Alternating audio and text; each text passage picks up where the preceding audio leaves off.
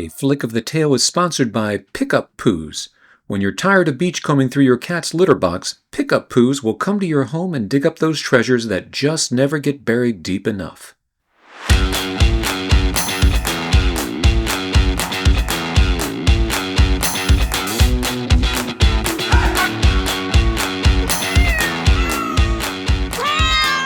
Welcome to all our feline enthusiasts.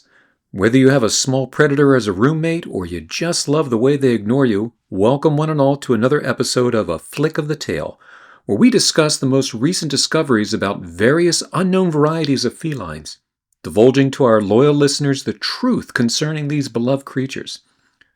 My name is Dennis Spongeworthy, and today we will be talking about the history, customs, and behaviors of a little-known variety of the feline species. A cat that has been often mistaken as myth, and yet has been the subject of sightings across the globe. I am, of course, talking about the infamous and legendary vampire cat.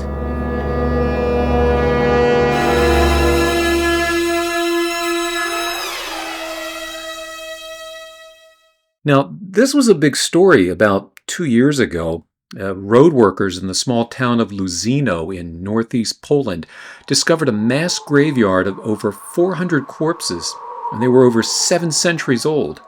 Some of the occupants were decapitated, their skulls placed between their legs. Others had silver coins inserted in their mouths, iron locks placed on their toes, and an iron sickle across their necks. All this was done according to well-known local customs to prevent these vampires from returning from the grave. What is not well known is that evidence also suggests that cats had been buried along with these bloodsuckers. Much like the stereotypical familiars of witches, the cat was quite the common companion to a vampire, coming in close in third place on the vampire companion list behind small men named Renfield and jokesters like Alexander Harris, who was immortalized in Buffy the Vampire Slayer. To begin our show, we'll start with Dr. Reinhard Ulrich, the famous archaeologist who led the first team to the site in Luzino. Dr. Ulrich, thank you for joining us. Yeah, I'm very pleased to be here. Dr. Ulrich, what can you tell us? Although there have always been suspicions about the validity of vampires, felinologists have been studying the European legends of vampire cats. For decades, the existence of such a creature was as concrete as an early morning mist.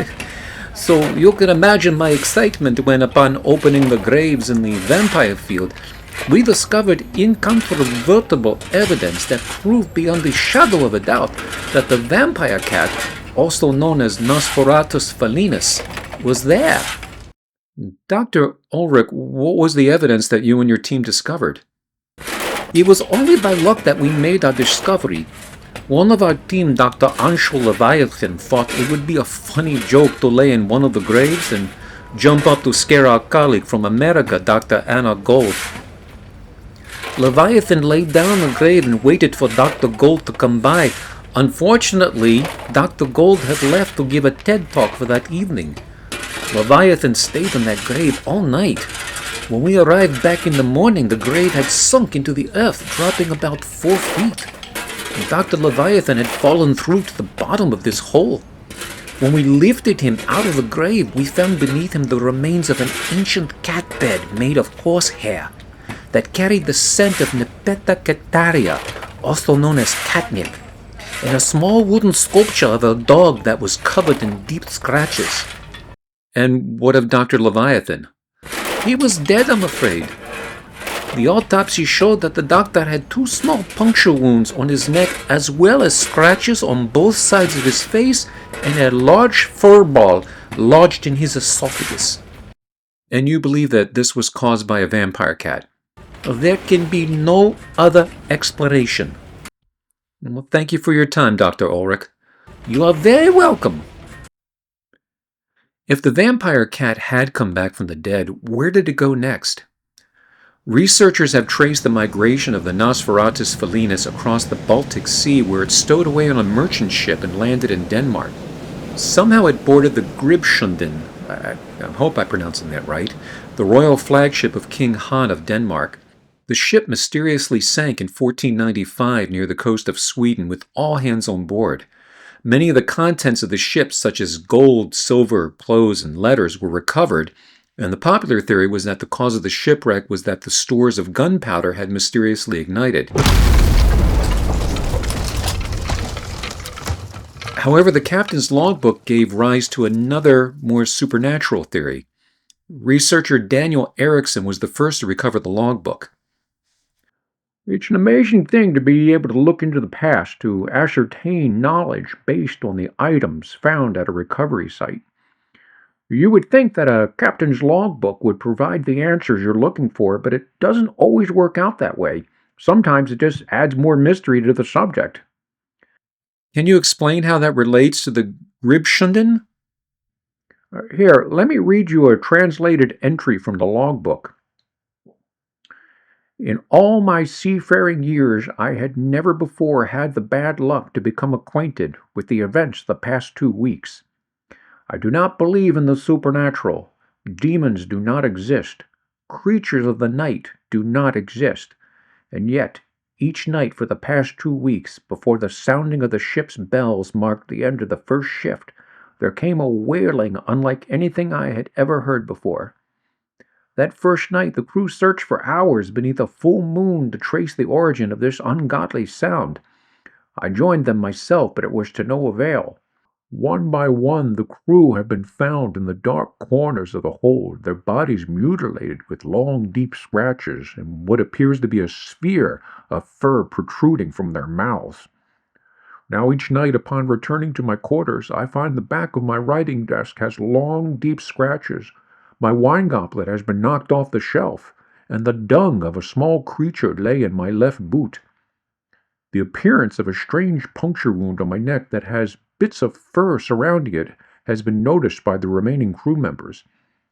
I can only pray that whatever has set its sights on this ship and those that sail it will find a better distraction elsewhere. This is the last entry written before the ship sank.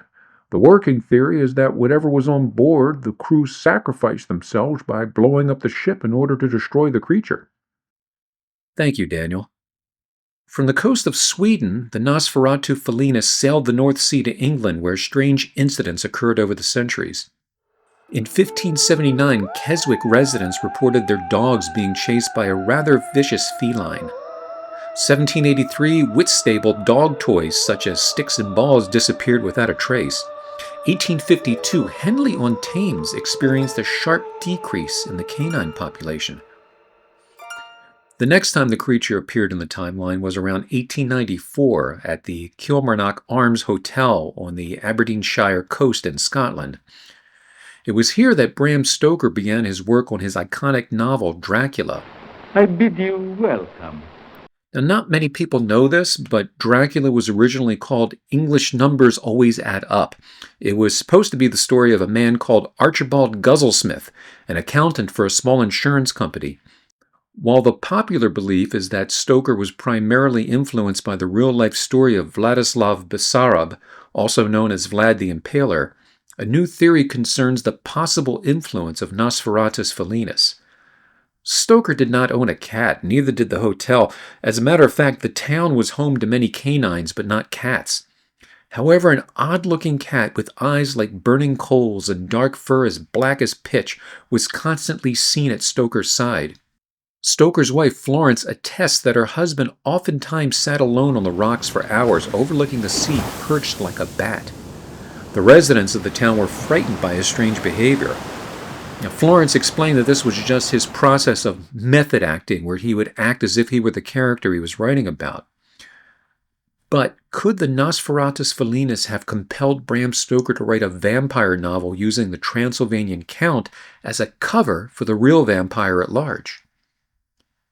In 1897, the publication of Bram Stoker's Dracula included a dedication to Stoker's friend, Hami Beg, but in an editing suggestion from Stoker's publisher before the novel was published, a change was requested from the original manuscript. The original dedication read, "This book is dedicated to Mr. Fluffy for his invaluable assistance. Sometimes he wants attention, then he bites you when you comply.